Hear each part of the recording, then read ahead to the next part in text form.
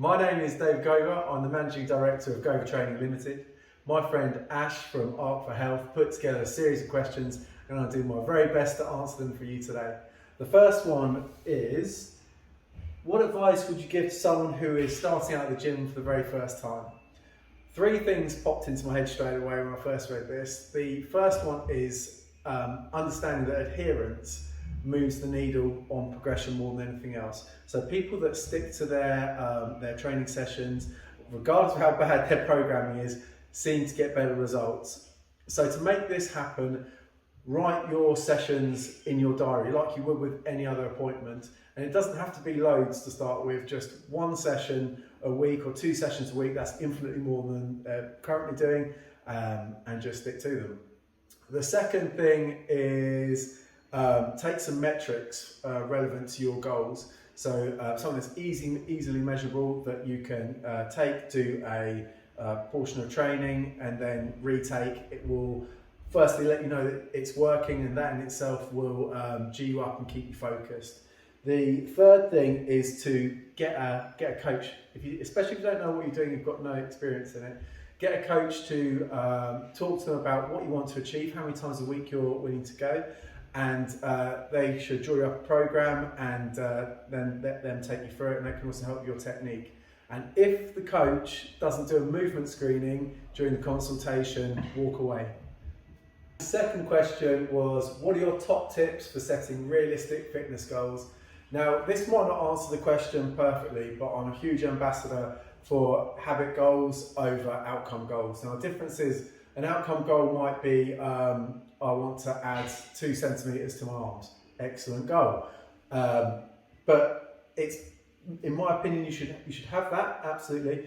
But you should build your goals around the habits that are more likely to get you there. For example, I'm going to go 3 times to the gym a week. Excellent. That's a trackable, habitual goal that you can measure. Or if you want to be more specific, maybe it would be that you train your arms twice a week and you follow progressive overload in those sessions and you record all your data. But goals that are habit-based, and that can even be around sleep or recovery, but habit-based goals over outcome goals. Ash's third question is, why do we experience DOMS?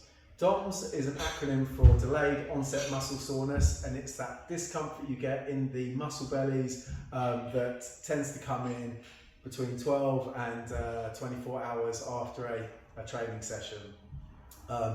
We get delayed onset muscle soreness when the body's exposed to a stimulus that it's not yet adapted to. This normally, or what normally causes it, is the eccentric portion of a lift. So that is when the muscle is getting longer under load. So if I was bench pressing, it's not from the concentric, it's from the lengthening of muscle under load.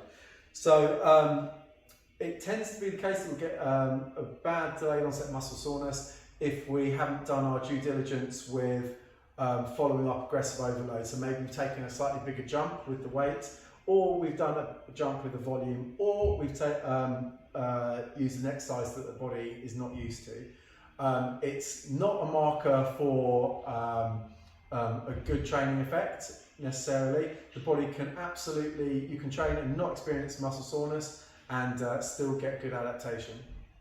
Ash's fourth question is, how common are injuries when people come back after a training break, and what can we do to stop them? The answer is they shouldn't be more common, but they can be, and we're a funny thing, humans. We stop training here, the body has some reversibility, so maybe we get a bit less strong, the muscles are a little bit less conditioned, and we try and pick up with the weight and the volume that we were doing, and that violates something called the overload principle. And then yes, you're absolutely more likely to injure yourself. So the things we can do to prevent that are, firstly, acknowledge that you're not going to be where you were and knock 20% out of the load, depending on how long your hiatus was from the training. But knock a little bit out of the load and the volume and just go through the motions. Whatever you do in that first session from, say, a 3-week break, your body will adapt to, and we want to do the absolute minimum that's going to get us a good training response. So do less would be my first tip. The second tip would be do a proper warm-up, not a generic one just to get the heart rate up, although that's absolutely fine. Do a warm-up that's specific to the movements that you're going to be doing. So if you're starting with a back squat and you know that you've got tight hips, well, maybe spend 10 minutes doing some mobility and maybe some glute activation as well. The next way that we can all prevent injury is by absolutely mastering the technique. So have the body moving as it was designed to. If you have restrictions and you can't get into a good position, don't force it. Do your due diligence with your mobility and work with a coach that knows what they're talking about, that will get you your biomechanics all nice. Sixth and final question is an absolute belter. It's why is ATP needed in the body and why is it so important? ATP, and bear with me because I know I look very youthful, but it's been a fair while since I was at university, so I'm just going to get to the dark recesses of my brain with this one.